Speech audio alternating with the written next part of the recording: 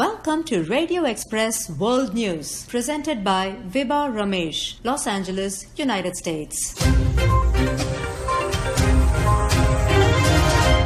Commencing today's report with a quick note on the United States President Trump's health condition as he's being treated for coronavirus. Medical experts said at a conference that his oxygen levels dropped twice, signaling that the illness has progressed beyond a mild case of COVID-19. Meanwhile, Vice President Mike Pence tested negative for the virus despite being at high risk and hence continues his campaign trail in the absence of the president. And in a sudden change of events, New York City Mayor Bill de Blasio would be seeking state permission to close down a number of businesses and schools in 9 zip codes in Brooklyn and Queens.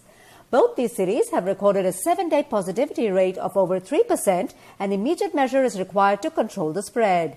This goes to say that on approval of the move by Governor Cuomo, shutting down of key areas will take effect on Wednesday and would include indoor dining areas, swimming pools and gyms. A brief look at the elections. With Trump entering his second day of treatment, he's 14 points behind his opponent, Joe Biden. With barely a month to the November elections, Trump's senior advisor Steve Cortes said, "It's important that our campaign vigorously proceeds." Further, owing to the absence of the president in active campaigning, Secretary of State Mike Pompeo announced that his Asia trip will be cut short by cancelling stops in South Korea and Mongolia. Moving on, a meeting of Belarusian opposition leader Svetlana Tikhanovskaya with Angela Merkel is on the cards as the stalemate in the country takes on a geopolitical angle. The meeting, scheduled to be held in Berlin, is aimed at deriving a way to put more pressure on the Belarusian president. To this effect, Tikhanovskaya plans to seek the German Chancellor's advice on her potential participation as a mediator between protest leaders and the autocrat. Quoting from Tikhanovskaya's statement, "We will discuss ways to put pressure on Belarus because Belarusians think that only with pressure can we force the authorities into dialogue with the people."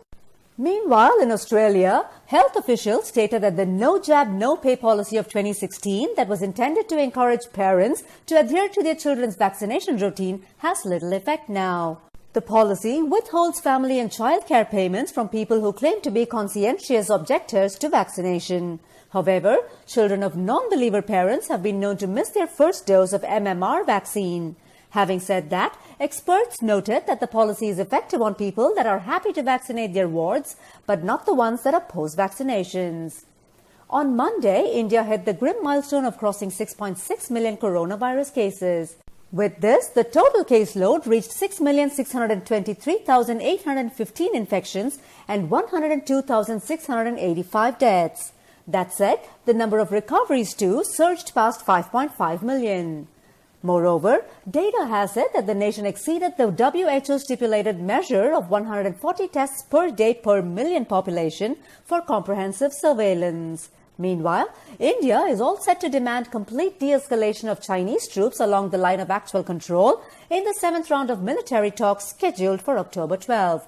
For the first time since March, several worshippers got to perform the Umrah pilgrimage as Saudi Arabia gradually lifted coronavirus restrictions at Mecca. Subsequently, the holiest Islamic site has been hosting a maximum of 6,000 pilgrims each day, with the government planning to increase the limit to 15,000 starting October 18th.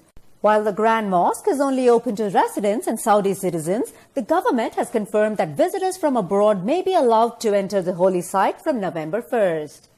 Over to the United Kingdom, 12,871 new cases of COVID-19 were reported late Saturday evening, which is a twofold increase in one day.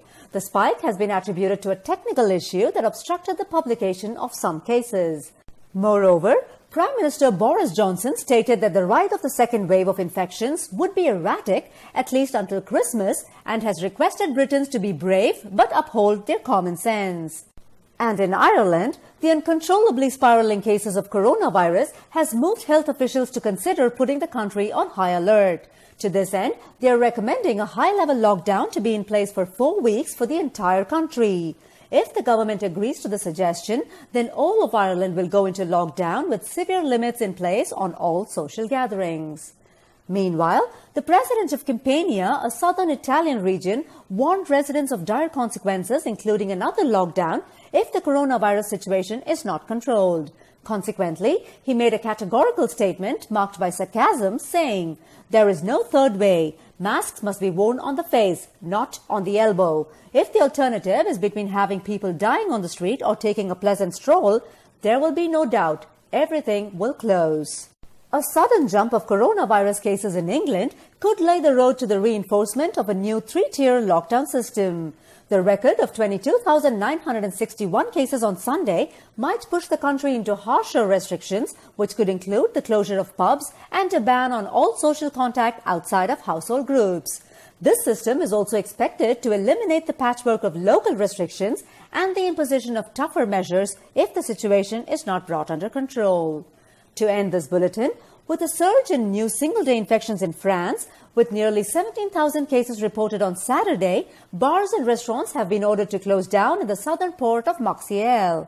And for the first time, Poland surpassed 100,000 total cases on Sunday. With that, we come to the end of this news bulletin. Thank you for joining us. Please stay tuned for the next program on Radio Express.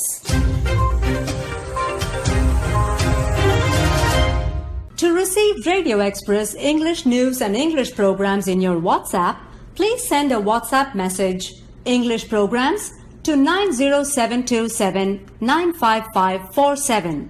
And please subscribe to our YouTube channel, Radio Express. Thank you.